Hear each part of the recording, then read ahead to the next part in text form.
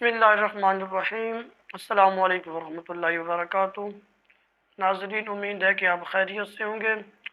آج ہم جس موضوع پہ بات کرنے جا رہے ہیں وہ ہے والدین کے ساتھ کیے جانے والے سلوک، یعنی والدین کے ساتھ جو سلوک کیا جاتا ہے یہ ایک کھیتی کی مانند ہے۔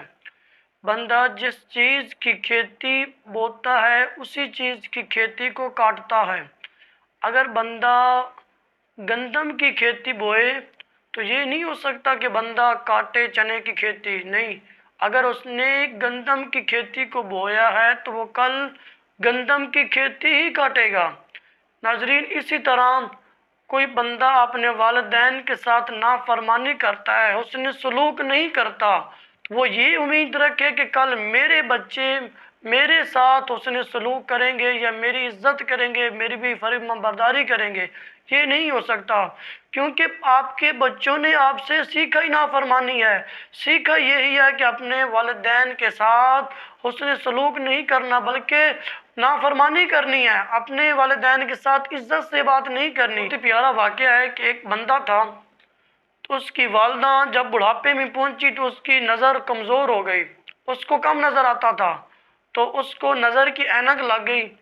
تو گھر میں اس کی ماں نے جب اینک کو رکھا تو اس کو مل نہیں رہی تھی، اس نے کافی ڈھونڈا، اس کو ملی نہیں۔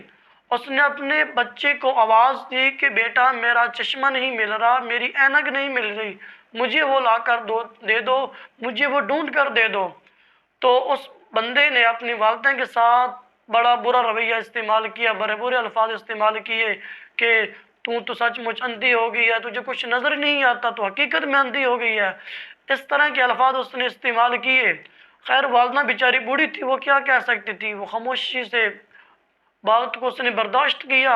لیکن جب اس بندے کے بچے بڑے ہوئے تو اسی طرح جیسے اس کی والدہ کو نظر کی اینک لگ گئی تھی، اسی طرح اس بندے کو بھی نظر کی اینک لگ گئی۔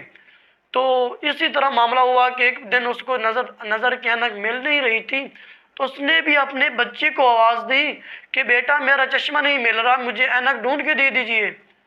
اس کے بچے نے بھی اس کے ساتھ ویسا ہی سلوک کیا، ویسا ہی رویہ اپنایا کہ جو اس نے اپنی والدہ کے ساتھ اپنایا تھا کہ تجھے ملنے تو سچ مچ اندھا ہو گیا، تجھے کچھ نظر ہی نہیں آتا۔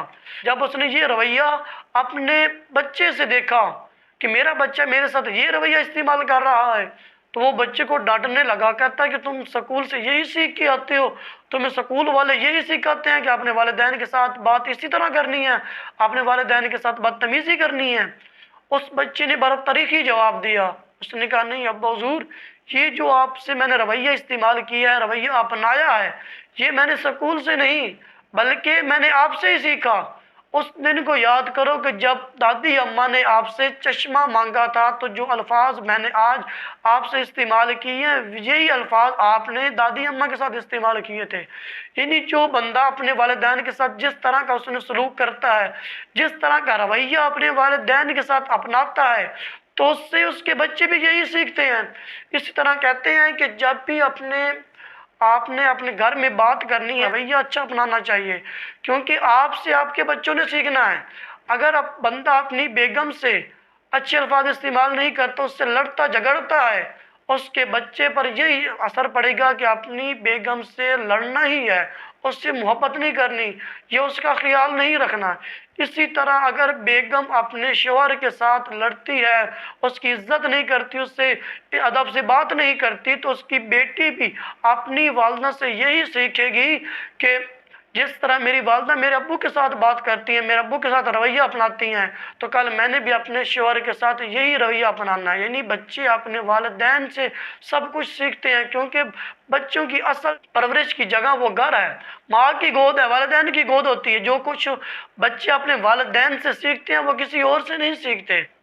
تو والدین کی شان کا اندازہ اس بات سے لگایا جا سکتا ہے کہ اللہ رب العزت نے جہاں اپنے حقوق کا ذکر کیا وہیں والدین کی شان و شوکت کو بیان کیا، والدین کے ساتھ حسن سلوک کا حکم دیا، والدین کے ساتھ ادب و احترام سے بات کرنے کا حکم دیا، تو یہ قرآن مجید میں تو اللہ رب العزت نے حکم فرمایا ہی فرمایا ہے۔ ساتھ حضور علیہ السلام کی کئی فرامین موجود ہیں جس میں آپ نے اپنے والدین کے ساتھ حسن سلوک، پیار و محبت کا پیغام دیا۔ تو ناظرین، اسی طرح حضور علیہ السلام نے فرمایا کہ ناک خاک آلود ہو، ناک خاک آلود ہو، ناک خاک آلود ہو، یہ جملہ آپ نے 3 مرتبہ فرمایا۔ تو صحابہ نے عرض کی یا رسول اللہ کون ہے جس کی ناک خاک آلود ہو؟ آپ نے فرمایا کہ جس نے والدین میں سے کسی ایک کو یا دونوں کو بڑھاپے میں پایا اور جنت حاصل نہ کر سکا، جنت میں داخل نہ ہو سکا، یعنی والدین کی خدمت نہ کر سکا۔ تو دعا ہے کہ اللہ رب العزت ہم سب کو والدین کی خدمت اور والدین کے ساتھ حسن و سلوک کرنے کی توفیق عطا فرمائے۔ وما توفیقی الا باللہ۔